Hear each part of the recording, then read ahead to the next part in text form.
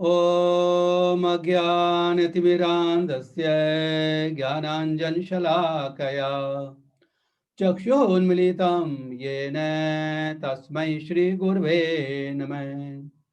श्रीचैतन्यमनोभीष्टं स्थापितं येन भूतले स्वयं रूपकदा मह्यं ददाति स्वपदान्तिकम्।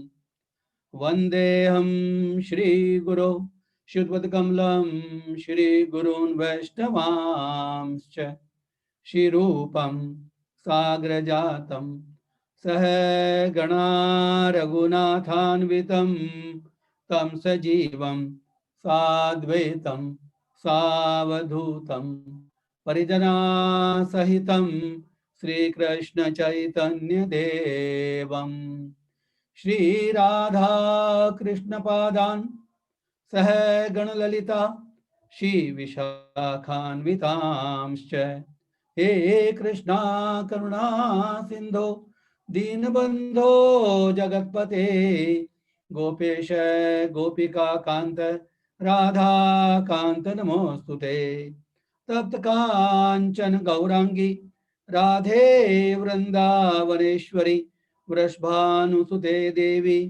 प्रणमामि हरिप्रिये। वाञ्छाकल्पतरुभ्यश्च कृपा सिन्धुभ्येव च पतितानां पावनेभ्यो वैष्णवेभ्यो नमो नमः।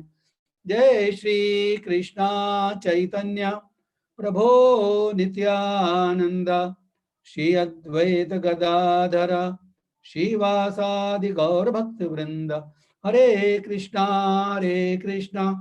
कृष्णा कृष्णा हरे हरे हरे राम राम राम हरे हरे हरे कृष्णा कृष्णा कृष्णा हरे हरे हरे राम राम राम हरे हरे हरे कृष्णा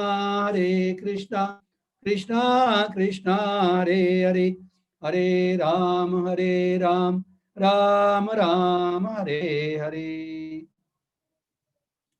ओम नमो भगवते वासुदेवाय। ओम नमो भगवते वासुदेवाय।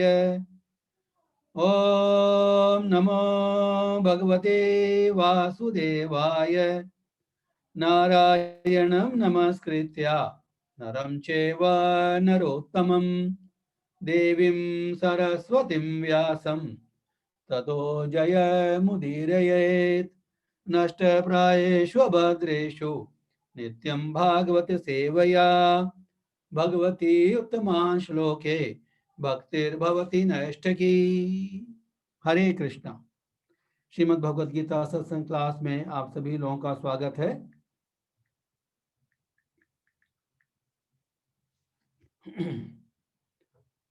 आज हम करेंगे श्रीमद् भगवद गीता अध्याय 1 जो हम कर रहे हैं अभी, और आज हम करेंगे श्लोक नंबर 32 ऑनवर्ड्स। हम कोशिश करेंगे कि पूरा चैप्टर फिनिश कर देखते हैं कितना कर पाते हैं।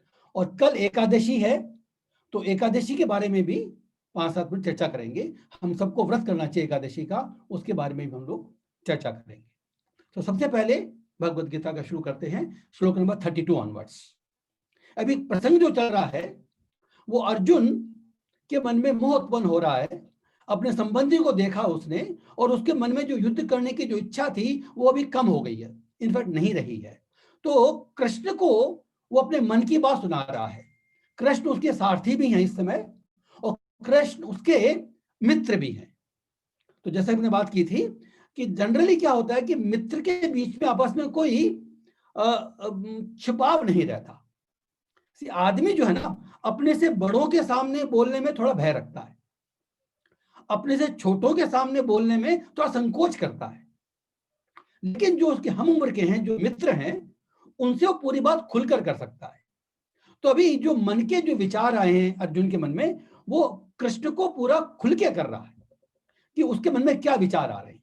तो हमने इसके पहले जो श्लोक देखा विचारों का, जो अर्जुन बोल रहा है, अर्जुन ने ये बोला, अर्जुन ने देखा कि भाई उसके सारे बंधु बांधव, मित्र, पितामह, गुरु सारे वक्त में खड़े हैं युद्ध करने के लिए। तो इसको उसके देखने के बाद उसके मन में विषाद उत्पन्न हो गया और वो कहता है, अर्जुन ऑलरेडी कह दिया उसने, मैंने देख लिया ऑलरेडी।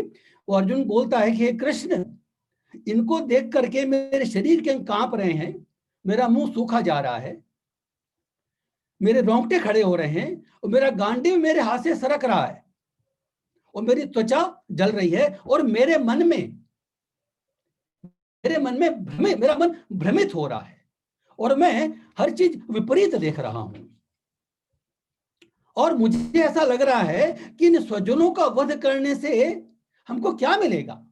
न श्रेय मिलेगा न प्रेय मिलेगा। हमने पिछली बार देखा था ये श्रेय और प्रेय में अंतर होता है। श्रेय का मतलब क्या होता है? जो हमारे लिए लॉन्ग टर्म के लिए अच्छा होता है, जो हमारे कल्याण के लिए होता है, और प्रेय जो इमीडिएट, जो हमको अच्छा लगता है, वो प्रेय है और अच्छा होता है वो श्रेय है। अर्जुन बोला कि मुझे दोनों नहीं दिखते इसमें। अभी आज वो विभिन्न रीजन दे रहा है कि why he does not want to fight. तो हम देखिए, क्विकली देखेंगे, श्लोक देखेंगे। श्लोक नंबर 32 से 32, 33, 34, 35 ये एक साथ दिए हैं इस भगवत गीता में, तो हम एक साथ पढ़ेंगे इनको। अब सुन लीजिए आराम से। किम नो राज्येन गोविंद किम भोगैर्जीवितेन वा येषामर्थे कांक्षितं नो राज्यं भोगा सुखानि च त इमे अवस्थिता युद्धे प्राणान् त्यक्त्वा धनानि च आचार्य पितरः पुत्रा तथैव च पितामहा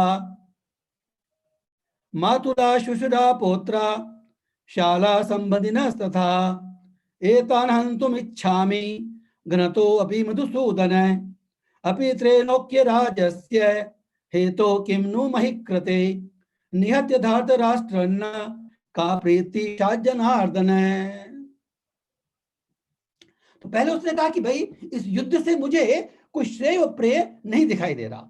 अब उसके बारे में फर्दर वो एक्सप्लेन कर रहा है कि why is feeling like that.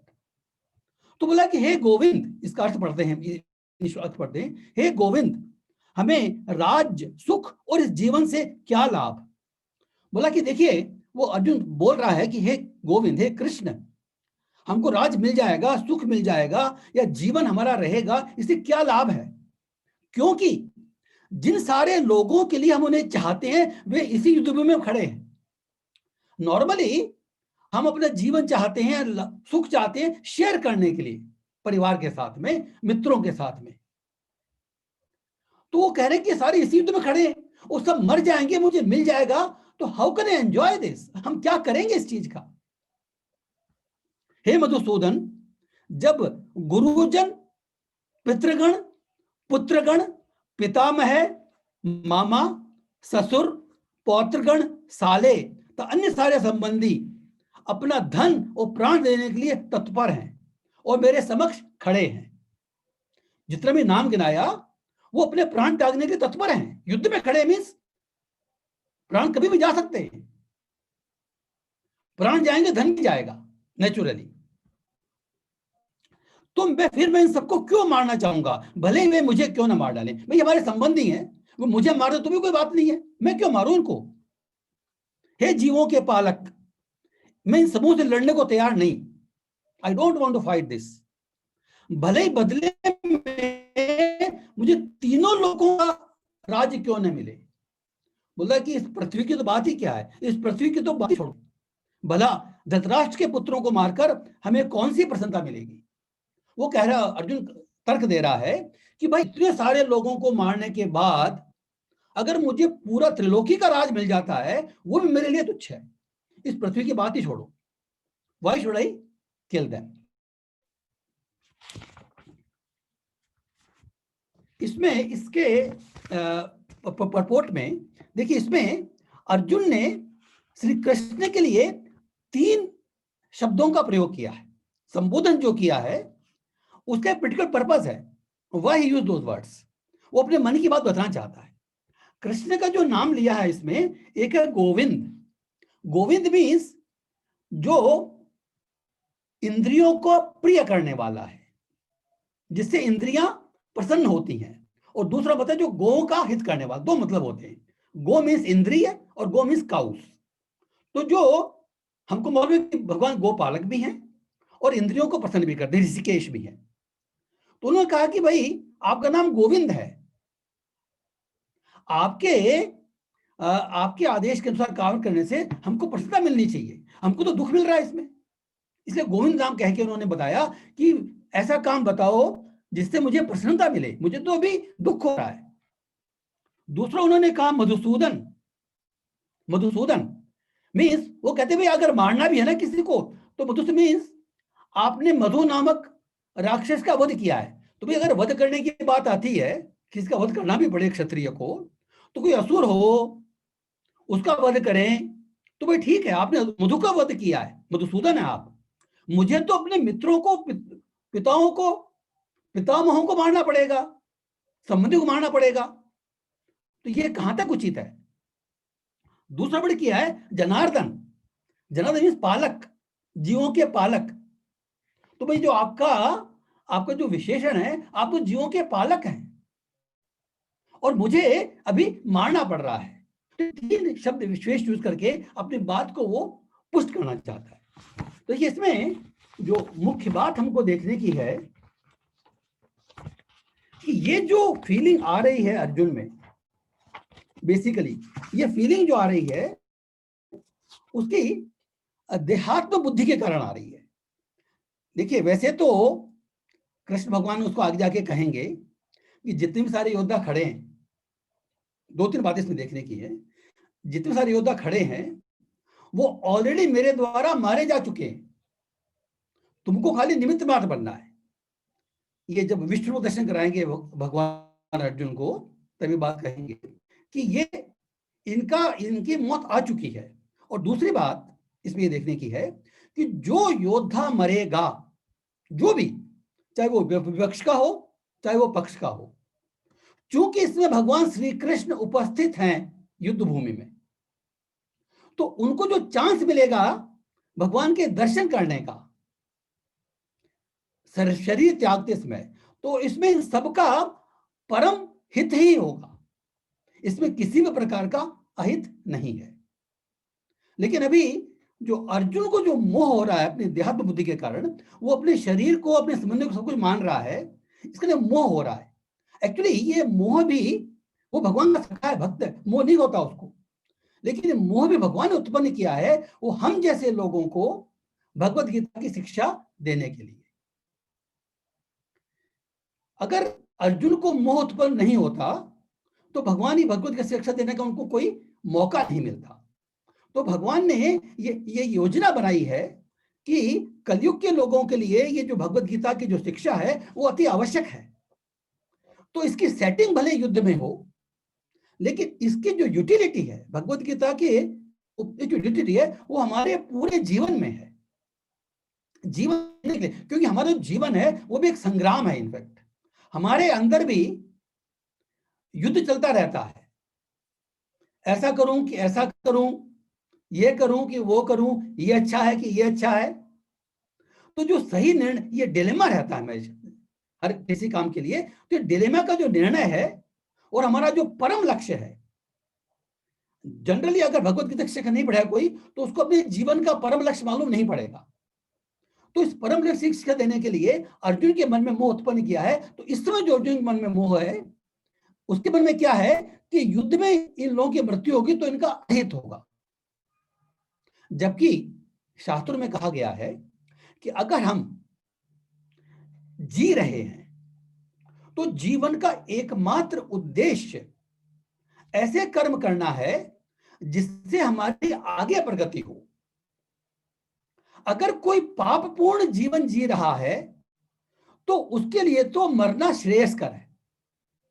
तो क्षत्रियों के लिए जो युद्ध है वो एक, बोलते हैं कि अपॉर्चुनिटी है। क्षत्रियों के लिए युद्ध करना एक अपॉर्चुनिटी है। तो अगर वो क्षत्रिय, देखिए इसमें दो बातें हैं। अगर वो युद्ध करता है अपने खुद के भोग पूर्ति के लिए, जैसे कि भी दुर्योधन और कौरव कर रहे हैं, तो इस युद्ध में नॉर्मली उनको परम फल नहीं मिलता। ये बात अलग है कि इस समय भगवान कृष्ण वहां पर हैं तो उनको भी परम फल मिलेगा, that is different. But normal युद्ध में जब श्री कृष्ण नहीं होते हैं तो अगर हम अपनी खुद की इच्छा पूर्ति के लिए कर रहे हैं तो हमको युद्ध का फल स्वर्ग नहीं मिलेगा। अदरवाइज क्षत्रिय अगर धर्म की रक्षा के लिए युद्ध कर रहा है तो चाहे वो किसी भी पक्ष का हो, उसको अगर वो मर जाएगा तो स्वर्ग की प्राप्ति होगी, और भगवान का भक्त है तो वैकुंठ की प्राप्ति होगी। जी जाएगा तो उसको भोग मिलता है। तो ये क्षत्रिय का कर्तव्य है। हो रहा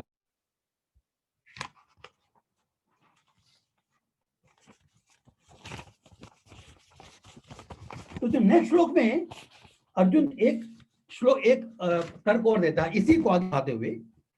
ये 36 तक इसका जो मुख्य पॉइंट है वो ये है कि हमारे संबंधी हैं, इनको मार करके हम कैसे एंजॉय कर सकते हैं। We can not enjoy once we kill them. तो 36 को पढ़ते हैं हम। पापमेव शयेदस्मान् हत्वेतानाततायिन तस्मान्हारा वयं हन्तुं धातराष्ट्रान् स्वबान्धवान् स्वजनं हि कथं हत्वा सुखिनः श्याम माधव। हरे कृष्णा। यदि हम ऐसे आतताइयों का वध करते हैं तो हम पर पाप चढ़ेगा। अतः यह उचित नहीं होगा कि हम धृतराष्ट्र के पुत्रों तथा उनके मित्रों का वध करें। हे लक्ष्मीपति कृष्ण, इससे हमें क्या लाभ होगा? हम अपने कुटुंबियों को मारकर हम किस प्रकार सुखी हो सकते हैं? तो ये उसी लॉजिक का एक्सटेंशन है। इसमें अर्जुन ये मान रहा है, अभी इन सारे लोगों को कुटुंबी के समान देख रहा था, अभी जो कह रहा है कि मुझे मालूम है कि आतताई है। इसमें वर्ड यूज किया है आततायिन है। आततायिन मीन्स हमारे शास्त्रों में 6 प्रकार के आतताई बताए गए हैं, और इन आतताइयों का वध करने में किसी को पाप नहीं लगता, ऐसा कहा जाता है। तो जो 6 प्रकार के आतताई हैं, तो इसमें अर्जुन ने ये एक्सेप्ट किया है कि ये जो कौरव हैं ये आतताई हैं।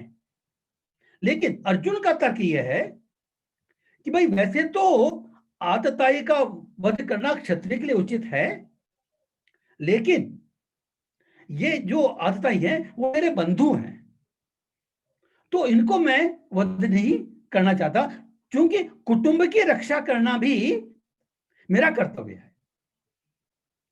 कुटुंब की रक्षा करना भी मेरा कर्तव्य है। ये दो कर्तव्य है अर्जुन के सामने। कुटुंब की रक्षा करना क्षत्रिय कर्तव्य है, और युद्ध करना धर्म की रक्षा करने भी कर्तव्य है क्षत्रिय का। धर्म संकट है भी इसके सामने। लेकिन इसमें हमको ये देखना चाहिए कि कुटुंब का अगर कोई सदस्य अधर्मी अन्याय बन जाता है तो उसके कारण पूरे कुटुंब का नाश हो सकता है। तो जैसे हम कहते हैं कि भाई हमारे शरीर में अगर कोई अंग खराब हो जाए जो ठीक हो ही नहीं सकता, और उसके कारण वो उस अंग के कारण हमारे बाकी शरीर में पीड़ा हो रही है और उसका जहर फैल रहा है, तो उस अंग को काट देते हैं। क्यों? ताकि बाकी शरीर की रक्षा हो सके। तो कुटुंब में अगर कोई दुष्ट व्यक्ति है, अन्यायी व्यक्ति है, उसके कारण पूरे कुटुंब का नुकसान हो रहा है, तो उस आतताई का वध करना उचित है। उसमें हम ये नहीं देख सकते कि हम ये भाई हमारे कुटुंब का, तो उसको मारेंगे नहीं। जैसे एक राजा का कर्तव्य है अपनी प्रजा की रक्षा करना, कर्तव्य राजा का ये प्रजा की रक्षा करना। लेकिन अगर प्रजा अगर उद्दंड बन जाती, कोई पर्टिकुलर व्यक्ति उद्दंड बन जाता है, तो उसको दंड देना भी राजा कर्तव्य है। उसमें अहिंसा नहीं दिखा सकते हम। ये जो दोनों बातें जो हैं ये परस्पर विरोधी हैं। तो what is the higher principal?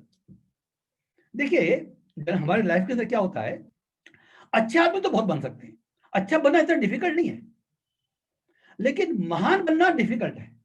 महान का क्या मतलब है कि महाभारत में हमको ये सिखाया गया है कि भाई we have to sacrifice something small for protection of something big. एक बड़े धर्म की रक्षा के लिए छोटे धर्म की कुर्बानी देनी पड़ती है। जब हम इस बात को ठीक से नहीं समझते हैं तो हम हमेशा गलती करते हैं।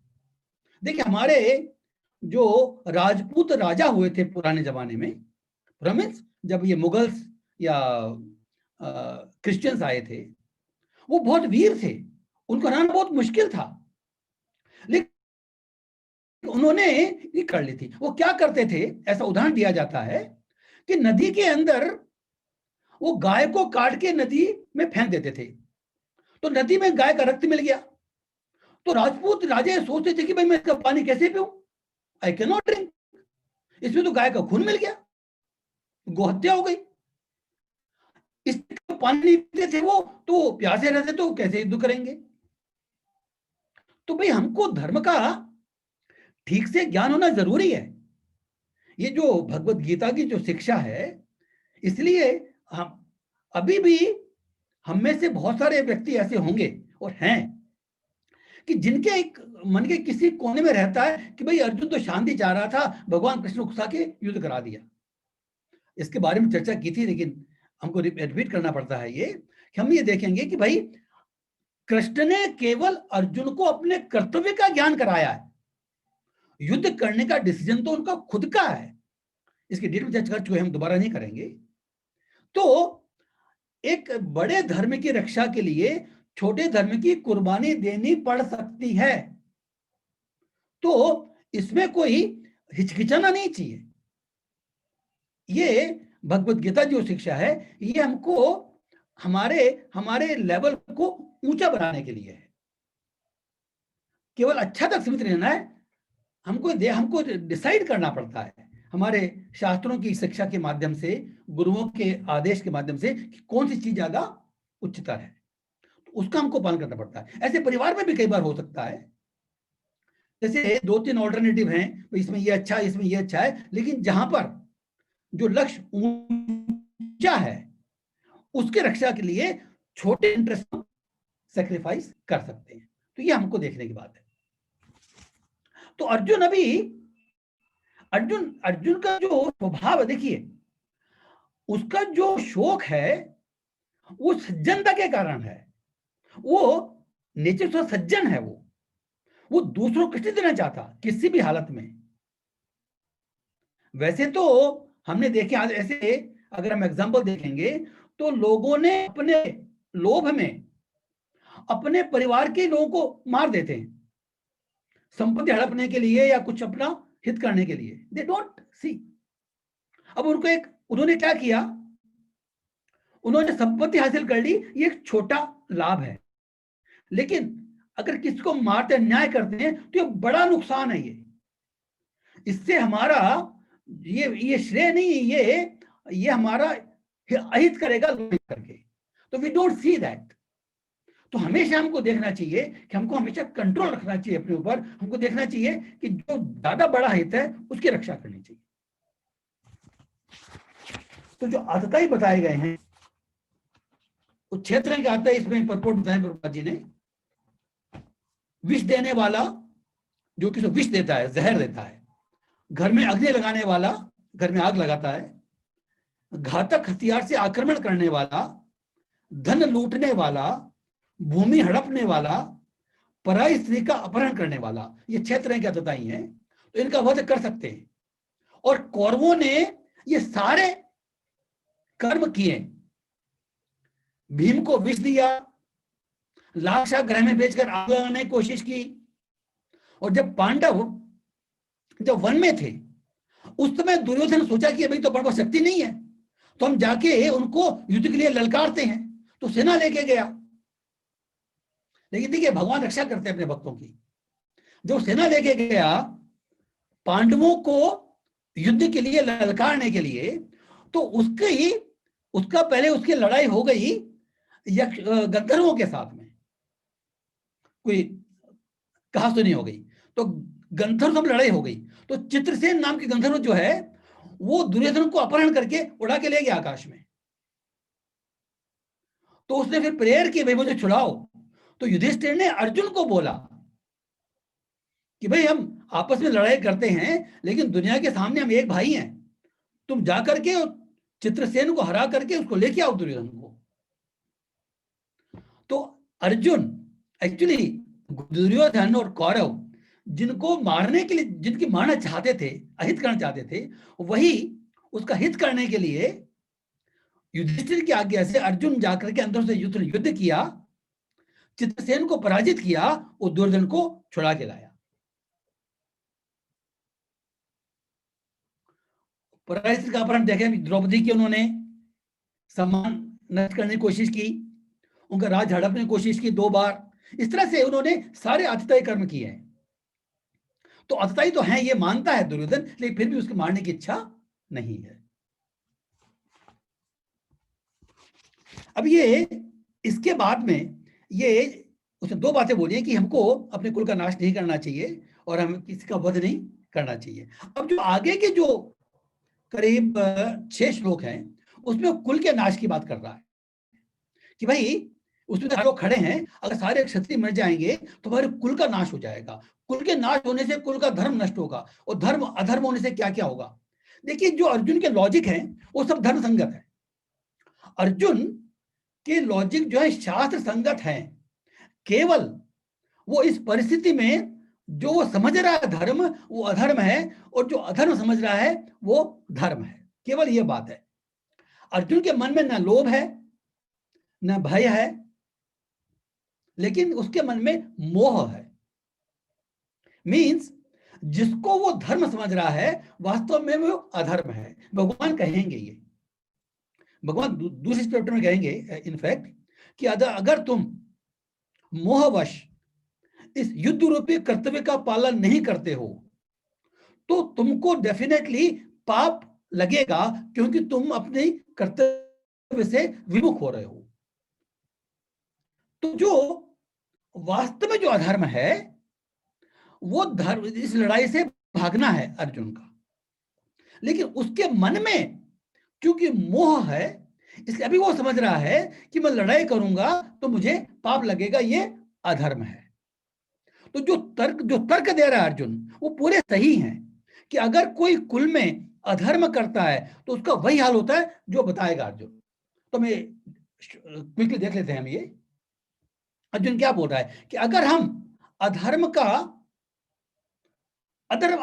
करते हैं हमारे कुल के अंदर तो क्या होता है, ये हमको समझना बहुत जरूरी है।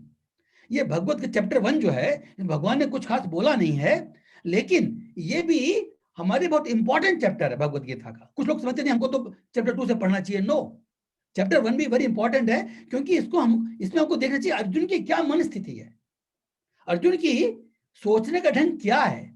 अर्जुन साधु पुरुष है, सज्जन पुरुष है, भक्त है।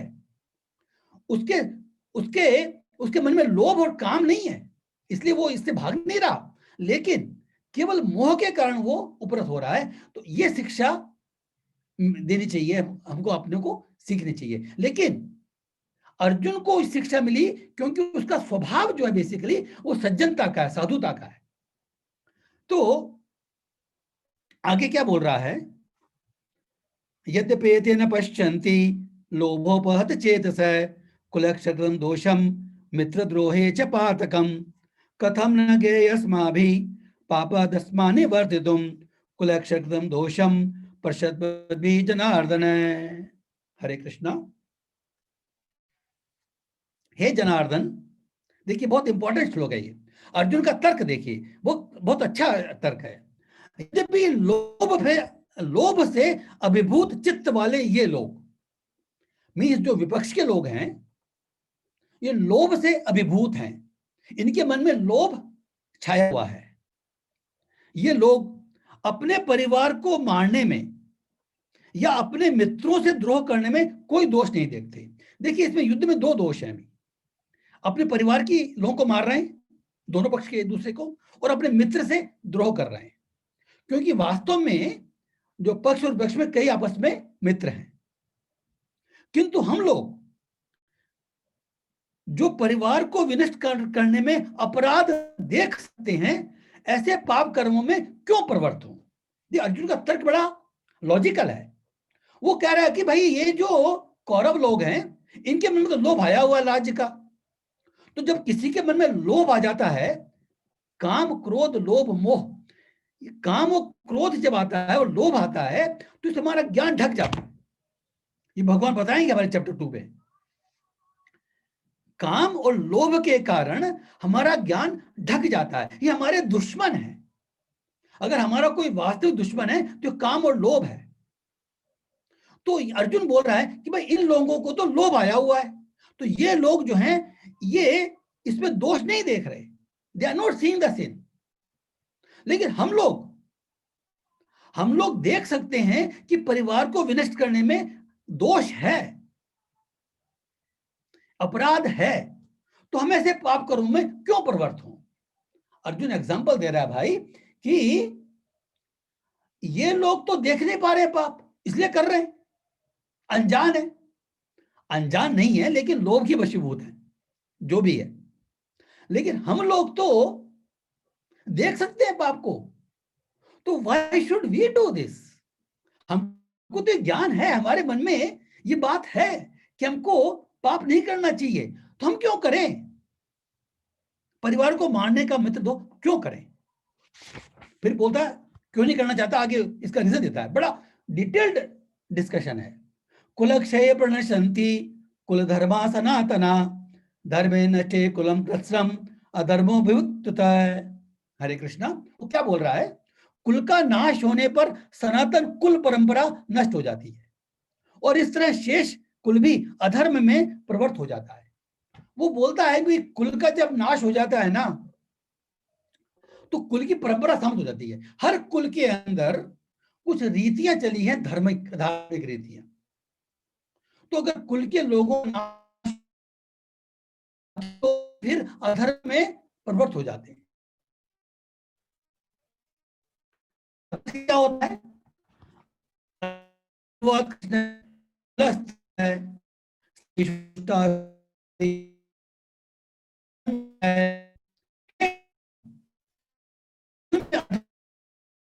तो उनकी स्थिति दूषित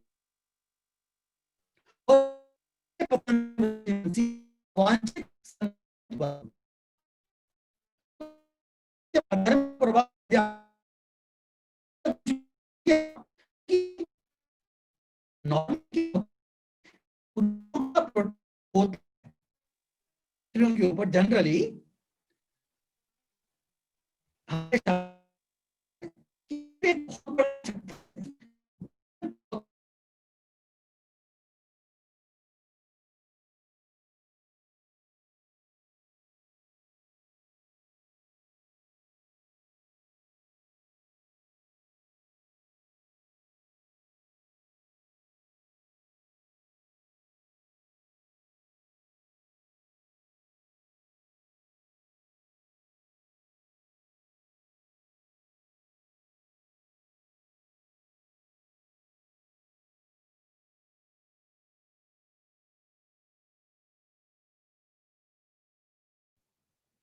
हरे कृष्णा,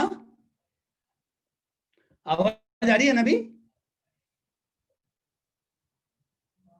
ओके, हरे बोल, Hare Krishna. Okay okay okay. हाँ, तो हम कह रहे थे कि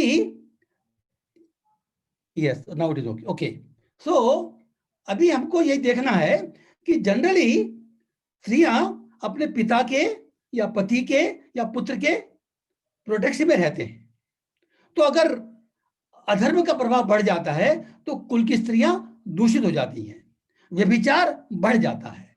इससे क्या होता है, वार्षिक जायते वर्ण संकर है, अवांछित संतानें उत्पन्न होती है। देखिए हमारे शास्त्रों में कहा गया है कि संतान उत्पन्न करने में भी हर व्यक्ति को बड़ा केयरफुल रहना होता है। गर्भाधान संस्कार की संस्तुति की जाती है, एक पर्टिकुलर संस्कार का पालन करके, और संतान अगर उत्पन्न करेंगे तो जो संतान उत्पन्न होगी वो धार्मिक प्रवृत्ति की उच्च कोटि की कॉन्शियसनेस की होगी।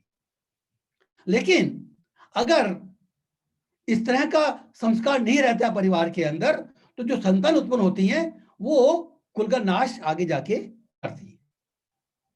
संक्रो नरका एव क्लग्नानाम कुलस्य च पतन्ति पितरो हि येषां लुप्त पिंडोदक क्रिया दोषे रते कुलग्नानाम वर्ण संकर कारके उत्सादन्ते जाति धर्मा कुल धर्मा च शाश्वता उत्सन कुल धर्माणाम मनुष्याणाम जनार्दन नरके नियतम वासो भवति तनु शुश्रुमे।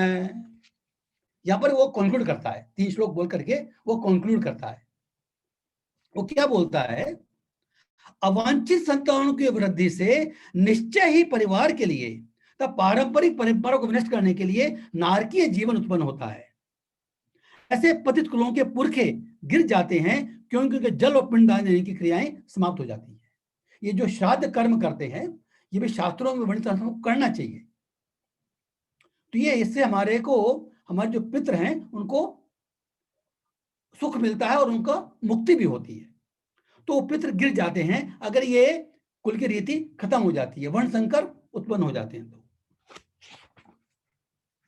जो लोग कुल परंपरा को नष्ट करते हैं और इस तरह अवांछित संतान जन्म देते हैं, उनके दुष्कर्मों से समस्त प्रकार समुदाय की योजनाएं, पारिवारिक कल्याण कार्य विनष्ट हो जाते हैं।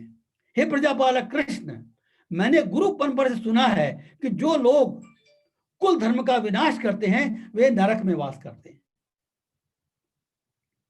तो ये कह रहे हैं, अर्जुन बोल रहा, लास्ट में बोल रहा है कि भाई जो भी व्यक्ति कुल का विनाश करने का कारण है, तो मैंने सुना गुरु परंपरा से। देखिए, because Arjun is also is not ordinary person, he no shastra. तो बोलता है कि भाई मैंने सुना है हमारे गुरुजनों से, वृद्धजनों से, कि जो व्यक्ति कुल का नाश करने का कारण होता है वो हमेशा नरक में वास करता है। तो ये उसका थर्ड रीजन है why doesn't want to fight, नरक में जाना पड़ता है। आगे बोल रहा है, अहोबत महत पापम कर्तुम व्यवस्थिता वयम यत्र सुख लोभेन हन्तु स्वजनम उद्यता। ये बहुत इंपॉर्टेंट श्लोक है, इसके हम थोड़ा डिटेल में चर्चा करेंगे। अब वो बोल रहा बात, ओहो कितने आश्चर्य की बात है कि हम सब जघन्य पाप कर्म करने के लिए उद्यत हो रहे हैं। राज्य सुख भोगने की इच्छा से प्रेरित होकर हम अपने संबंधियों को मारने पर तुले हैं।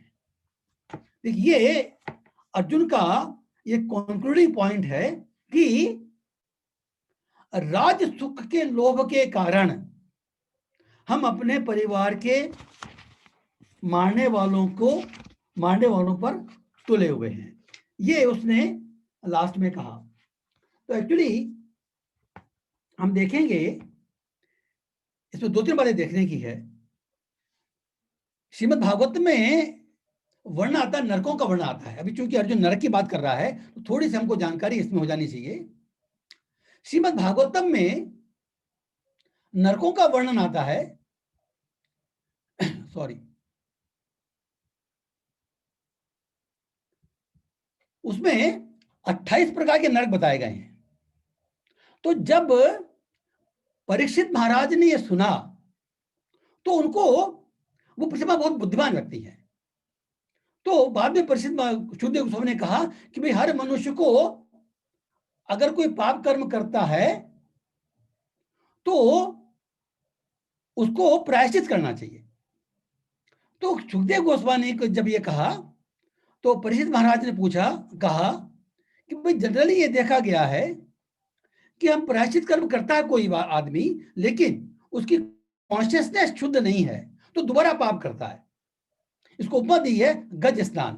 ये जो हाथी, देखिए हाथी के एक विशेष गुण होता है हाथी में, वो नदी में खूब स्नान करके आता है और जब स्नान करके आता है तो उसके बाद जब वो जमीन पर आता है तो जो मिट्टी होती है वापस अपने शरीर पर डाल लेता है।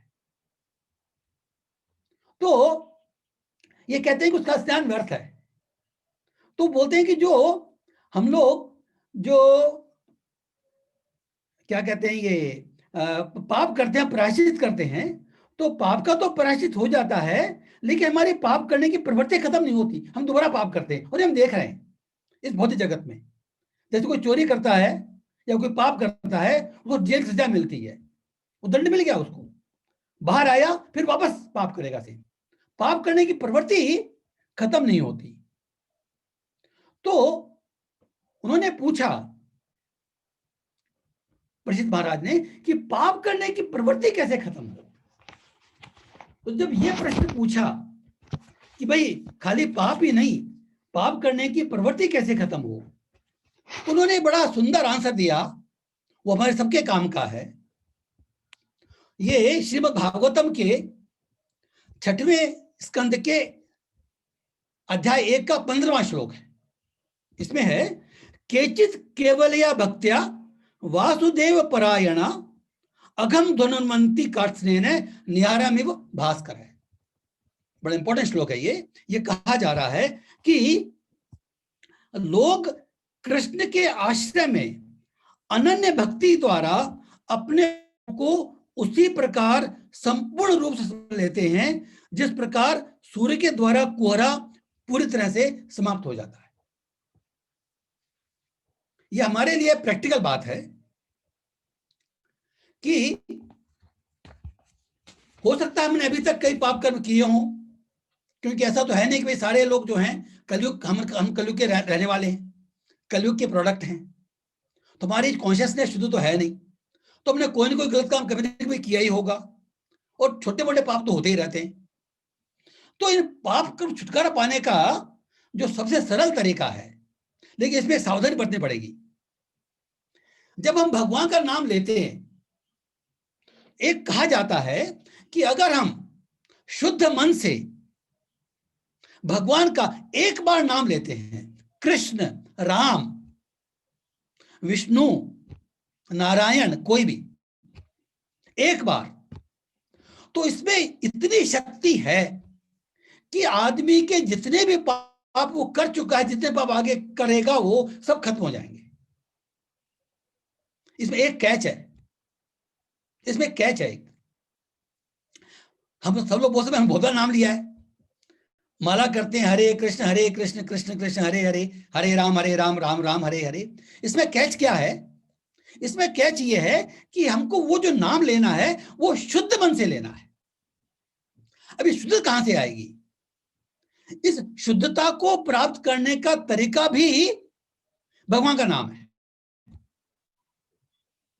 तो भगवान की भक्ति करना जब शुरू करते हैं, उसमें भगवान का नाम लेना भी सम्मिलित है, तो न केवल पापों का नाश होता है, साथ में पाप कर्म को करने की प्रवृत्ति का भी होता है।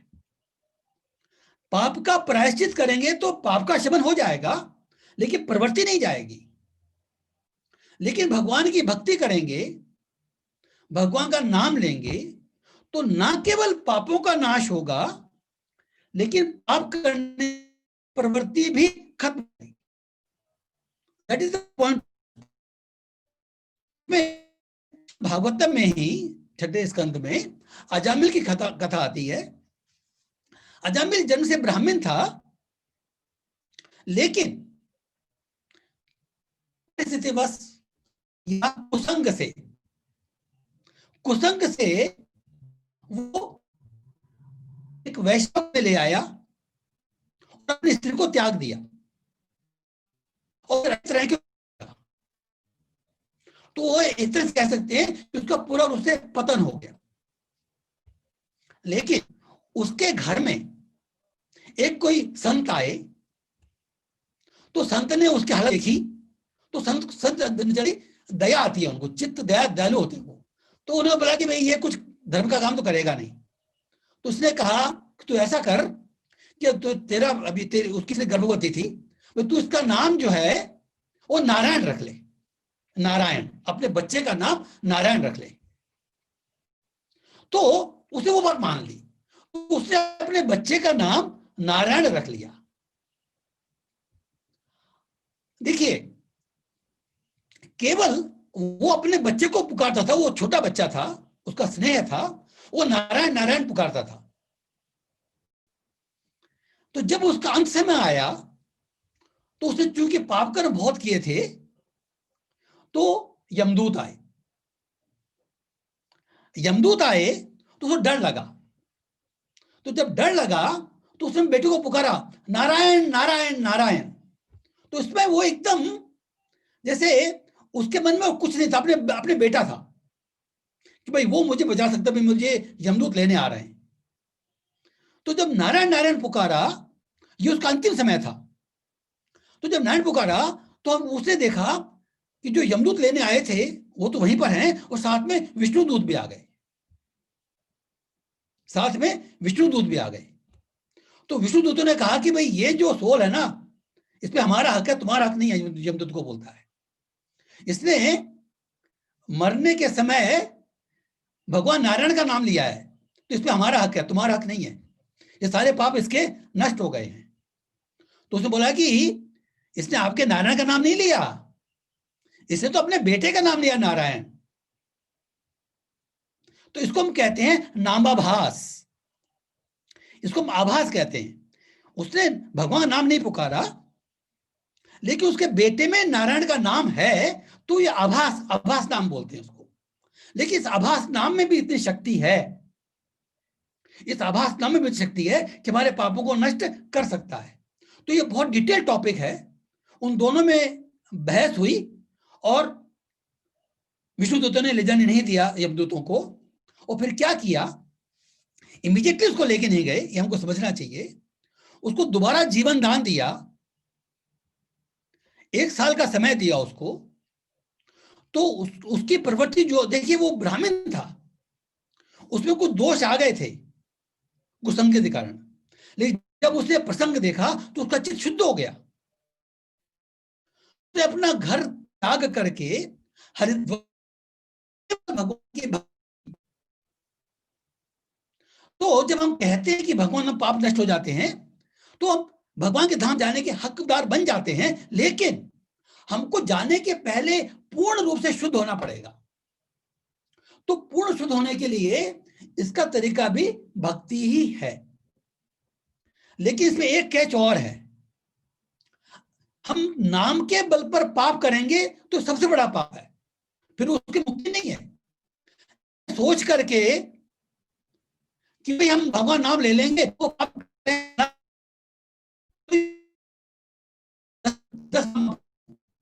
एक करें,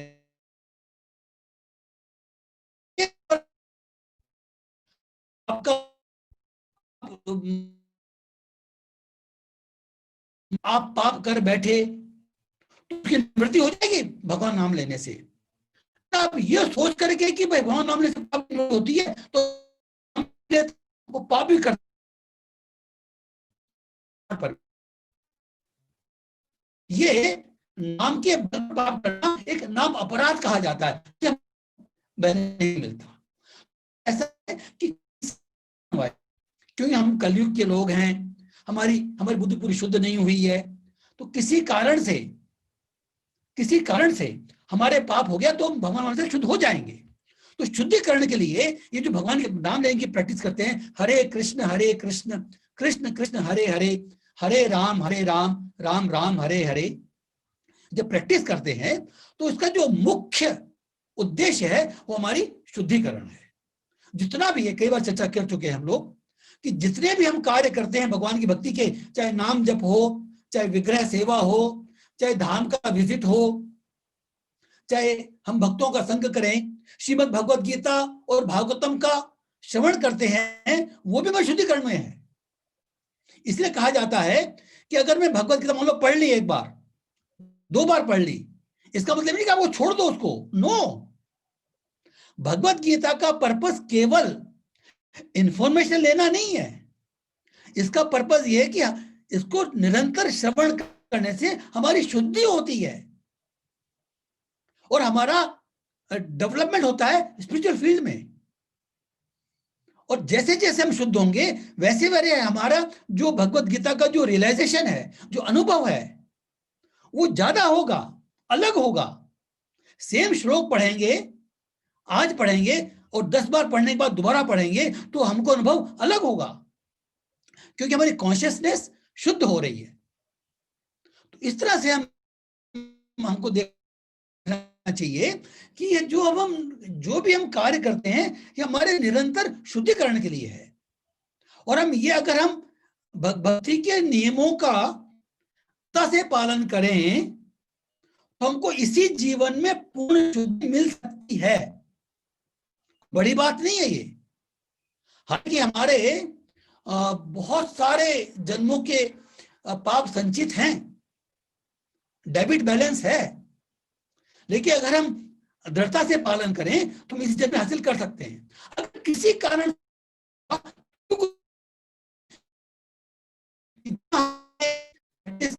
वो हमारा शाश्वत धन है, वो कभी व्यर्थ नहीं जाएगा। तो पहली बात तो ये हुई कि जो ये हमारे समझने की बात है कि हमसे कई बार पाप कर्म बन जाते हैं, तो चला करके पाप कर्म नहीं करें, और जो पाप कर्म हो चुके हैं गलती से उसका प्रायश्चित हम भगवान का नाम लेके कर सकते हैं, तो हमारी कॉन्शियसनेस भी शुद्ध होगी। नंबर 1। एक पॉइंट इसमें और देखने लायक है।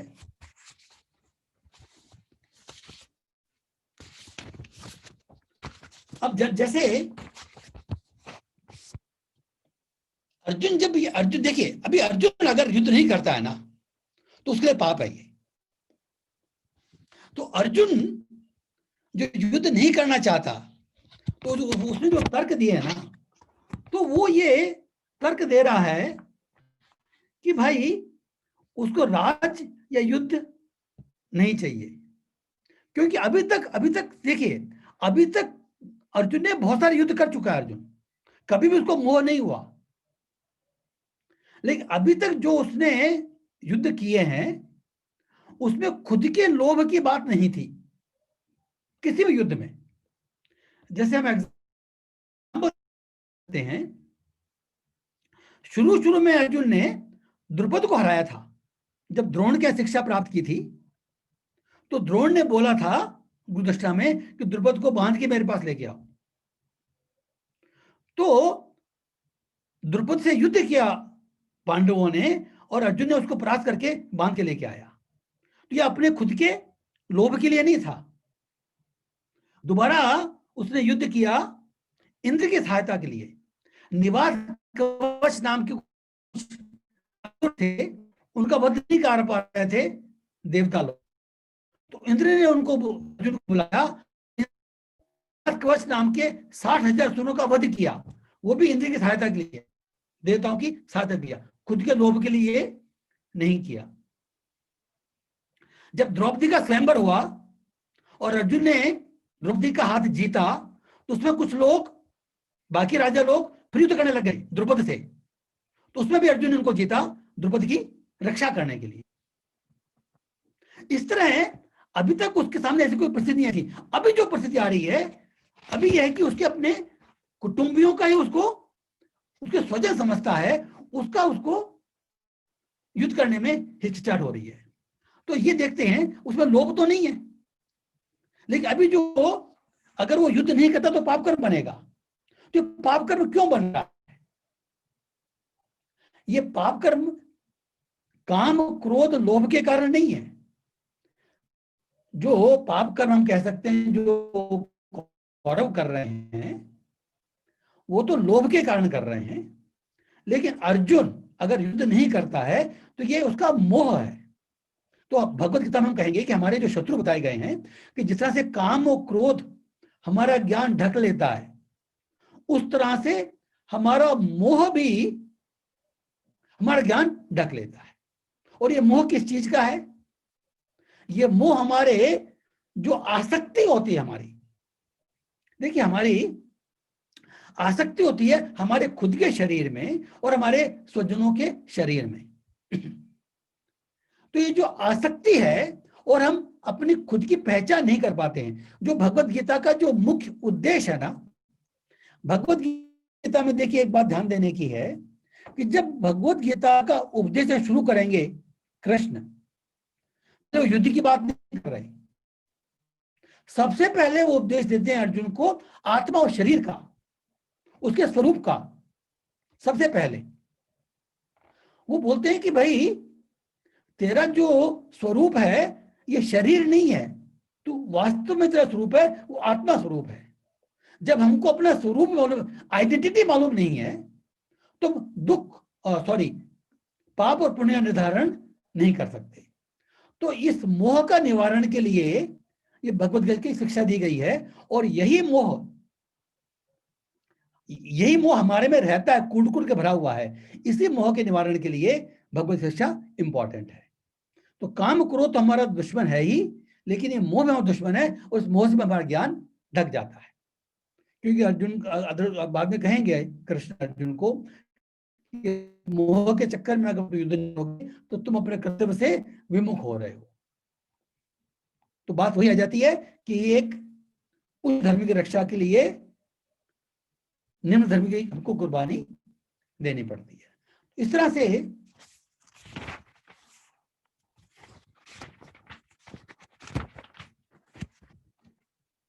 आई थिंक 2 श्लोक और हम ले सकते हैं, लेकिन अगर इसके पहले किसी भक्त को कोई डाउट है तो पूछ सकता है। तो आशीष तुम सबको अनम्यूट कर दो।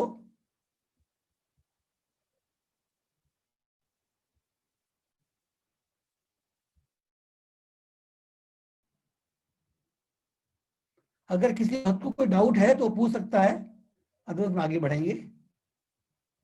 हरे कृष्णा। अपने को अनम्यूट कीजिए, जिसको बोलना है वो अनम्यूट करना पड़ेगा आपको। आप अनम्यूट कीजिए। प्रभु जी, शुद्ध मन कैसे होगा, ये कैसे पता चलेगा कि शुद्ध मन हो गया है या हो रहा है? नहीं, देखिए इट इज लाइक दिस, जैसे हम दवाई लेते हैं ना तो हमारी बीमारी ठीक होती है, तो जो भगवान का नाम है वो दवाई के समान है, लाइक मेडिसिन। तो जैसे जैसे भगवान लेते तो शुद्ध तो होगा ही। आपको अभी पता नहीं पड़ेगा, जैसे हमारे जब बाल बढ़ते हैं ना तो आप डेली चेक करो तो आपको मालूम पड़ेगा कि बाल बढ़ेंगे, नहीं मालूम पड़ता। आप 2 साल बाद चेक करो तो आपको मालूम पड़ेगा कि बाल बढ़ रहे हैं। जब हम कंटिन्यूस भक्ति करते हैं तो आप अपनी, देखिए आज की जो कॉन्शियसनेस है, भाई आज आप क्या कर रहे हैं, आप क्या सोचते हैं। अगर आप भगवान नाम ले रहे हैं, देखिए भक्त हुए थे तमाल कृष्ण गोस्वामी, इस्कॉन के भक्त हुए थे, उन्होंने एक चैलेंज दिया था। उनका चैलेंज था ये कि हरे कृष्ण कृष्ण कृष्ण हरे हरे, हरे राम राम राम हरे हरे। आप 16 माला जप करो 1 साल तक, और आप अगर उसके बाद भी ये महसूस करते हो कि आपके में कोई परिवर्तन नहीं हुआ है तो आई कैन पे यू $10,000। तमाल कृष्ण गोस्वामी उनको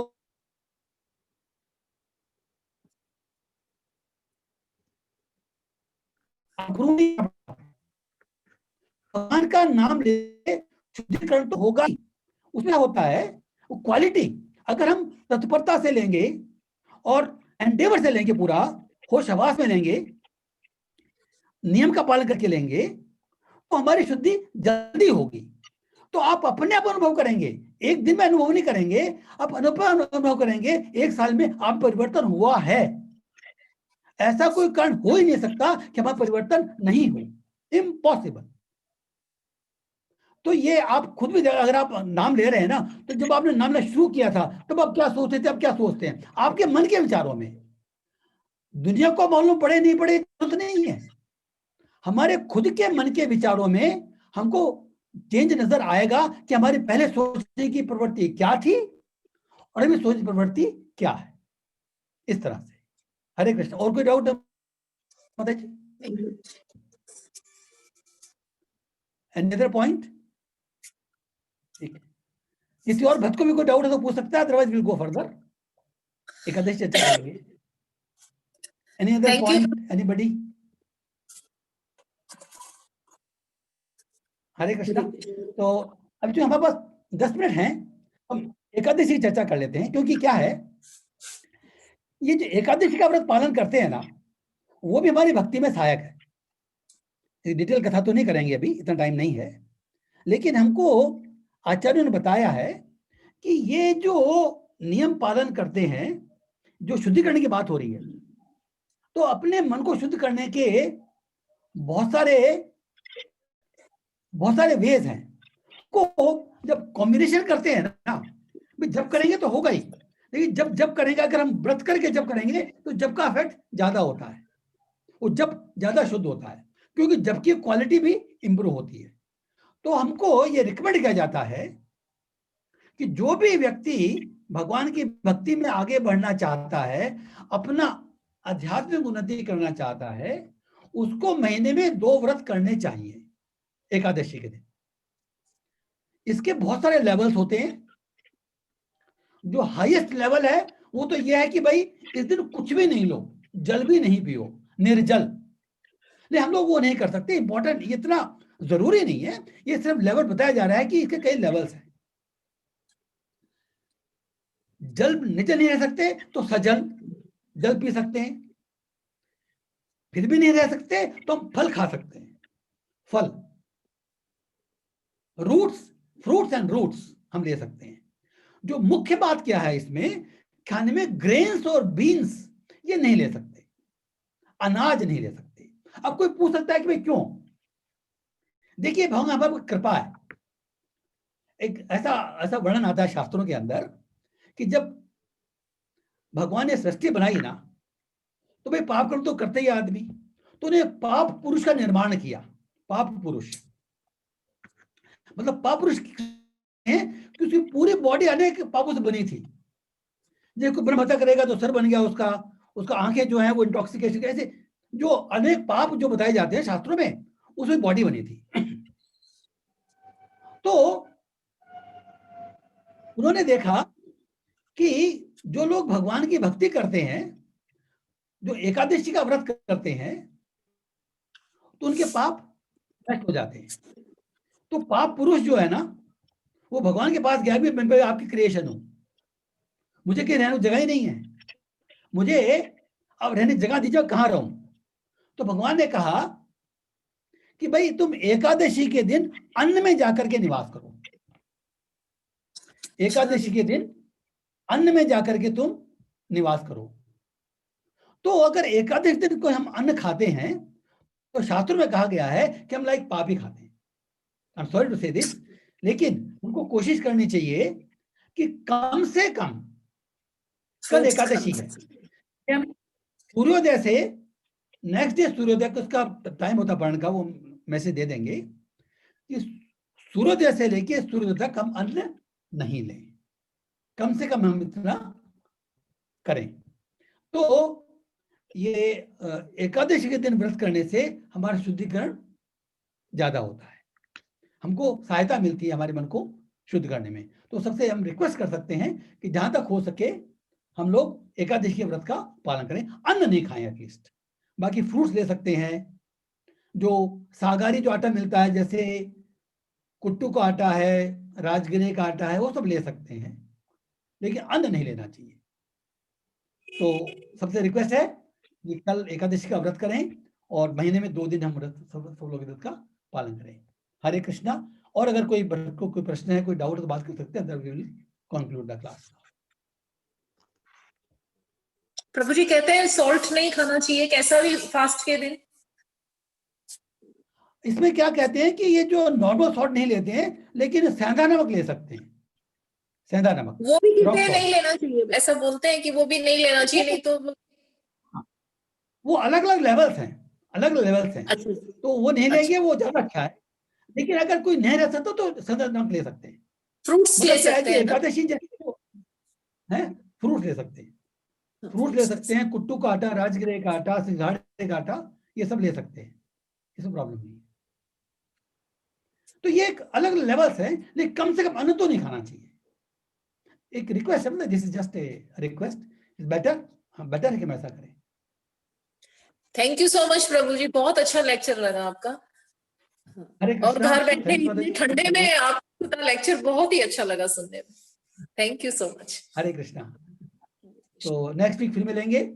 सो सबसे रिक्वेस्ट है, अगर कोई भक्त का प्रश्न है तो पूछिए अभी भी, otherwise will conclude this and next week again we are meeting 8 o'clock। कोई प्रश्न है प्रभु जी? कोई एनीबडी? पांडे जी?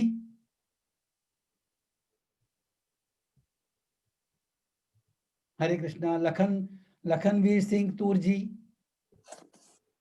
लोहाड़िया जी, किसी को कोई प्रश्न है तो पूछ सकते हैं, otherwise will conclude here. Hare Krishna.